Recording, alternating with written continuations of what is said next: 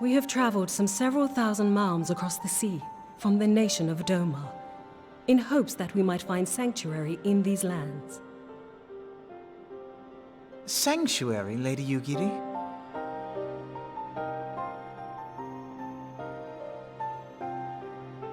Aye. Lying within Othard, Doma was under the dominion of the Garlean Empire, as I'm sure you are aware. When the War of Succession broke out in Garlemald, we espied an opportunity to free ourselves from the yoke of imperial oppression and took up arms. Only to be crushed. And so I gathered what few Domans escaped the reckoning and guided them hither to your shores. A war of succession? Then the Emperor... Forgive me. You said that Doma was under Imperial rule, did you not? Doma is gone. Razed to the ground as an example to the other provinces. 12 have mercy. And your people?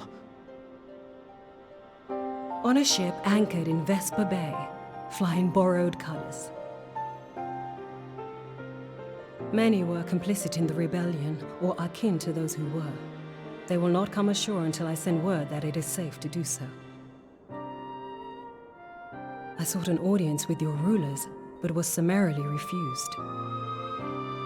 The lords of Ul'dah are not wont to entertain foreign refugees without suitable encouragement. Mayhap I was foolish to expect otherwise, but our supplies run low and we have young ones in urgent need of care. I have seen the tents outside the gates, however. We are not the first to seek asylum, nor will we be the last.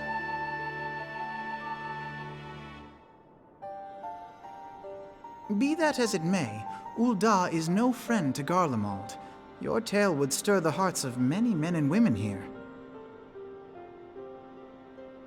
The Sultana and the Syndicate will not be so easily swayed, but I shall see that you are granted an opportunity to plead your case. This is within your power? Well, far be it from me to boast, but I do have the ear of certain influential individuals.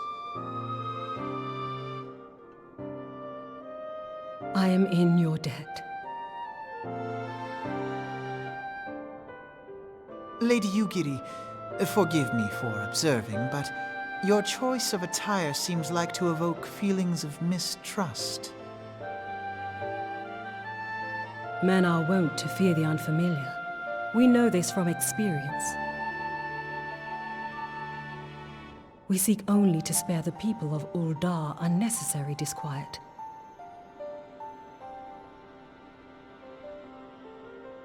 I shall defer to your experience, then. I thank you for your understanding. It seems I have urgent business with the Flame General. I leave our guests in your capable hands.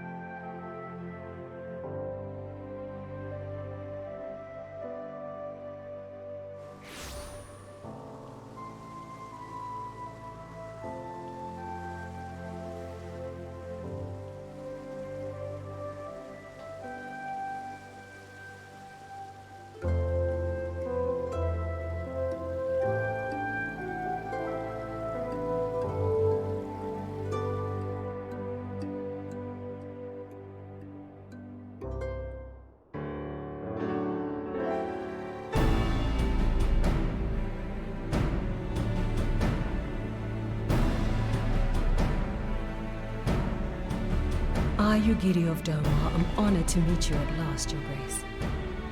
To mark this auspicious occasion, I should like to present to you the finest treasures our humble nation has to offer. Alas, the circumstances which have brought me here today have divested me of both time and dignity. I come before you as a pauper in direst need of aid, to request that you grant my people asylum. I, Nanamo, 17th in the line of Ul, welcome you to our city. Be at ease, Lady Yugiri. Although I myself have heard the tale of your misfortune, I would ask that you recount it once more for the benefit of the others here present. As you wish, Your Grace. For many years, my nation, Domar, suffered under the yoke of imperial rule, and my people yearned to be free. Thus, when a war of succession broke out in Garlemald, we sought to take advantage of the chaos and reclaim our liberty. Alas, our enemy proved less preoccupied than we had hoped, and our rebellion was put down in the most brutal fashion. Those who survived, how many do they number?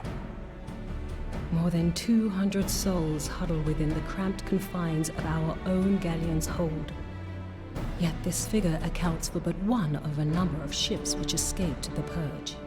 It is my hope that you will allow us all to dwell within your walls. Should that prove unfeasible, however, I humbly ask that you accept as many of my people as your resources allow. Pray understand, we do not beg a boon, but propose instead an arrangement. We would serve as soldiers or tradesmen until our debt is repaid. What are the Syndicate's opinions on this matter? I, for one, think it's a marvelous idea. Lady Yugiri and her people strike me as an industrious lot, and there are parts of the city which have yet to be fully restored. If they are willing to work, I see no reason not to let them. The head of the Mirage Trust is not known for his generosity. He sees profit in this. I agree. That said, these are foreign refugees. To admit them would require a formal resolution. Shall we call a vote?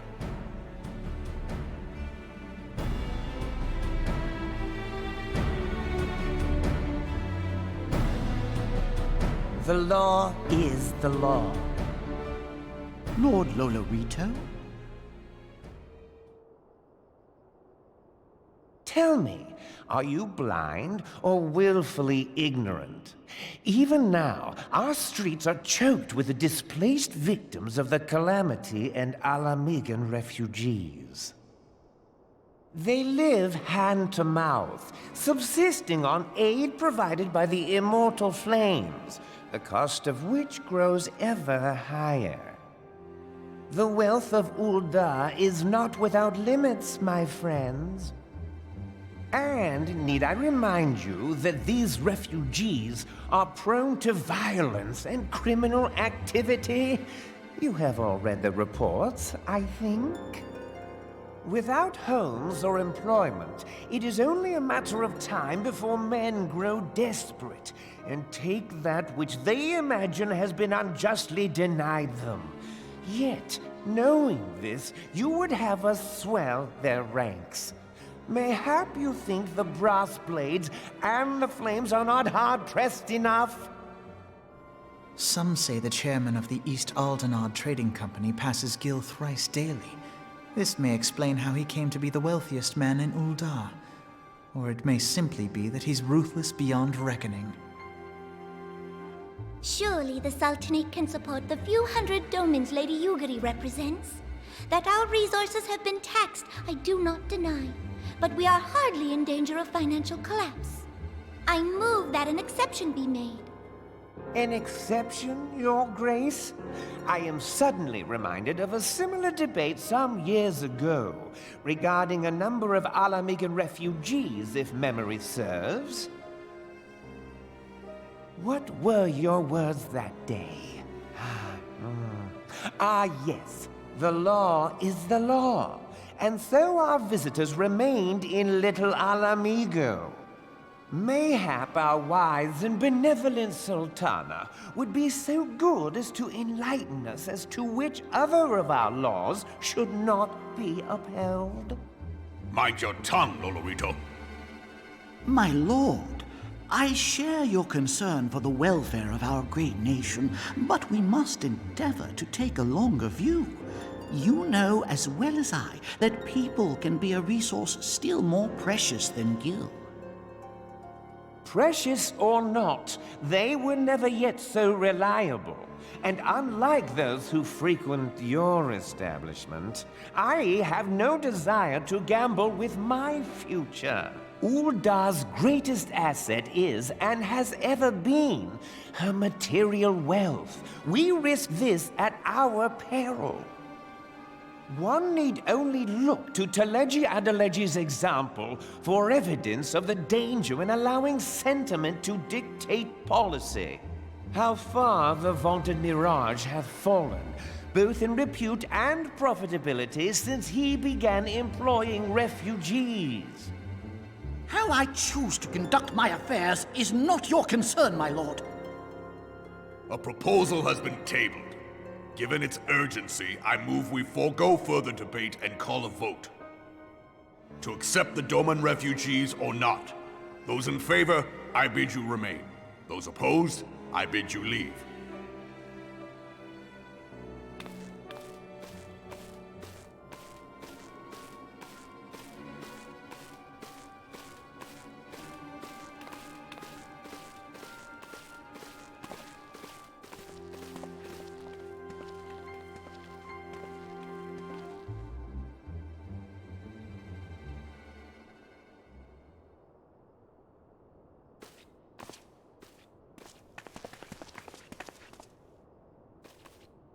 Would that it were within my power to welcome you and your people, Lady Yugiri. As you have observed, however, my authority in such matters is regrettably limited. Without the consent of the Syndicate, I cannot act. I understand, Your Grace. And I appreciate all that you have done on our behalf. The nerve of the man! If that bastard had not forsaken the eastern trade route, Little Alamigo would now be thriving. Oh, that you should have traveled so far under such dire circumstances, only to be refused in this manner is utterly unconscionable. Pray, accept my sincerest apologies.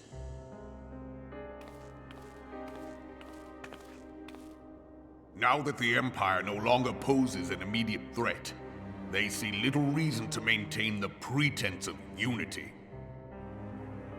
The Monitorists have grown especially defiant of late. Lord Lolorito most of all. But this is neither the time nor place for that discussion.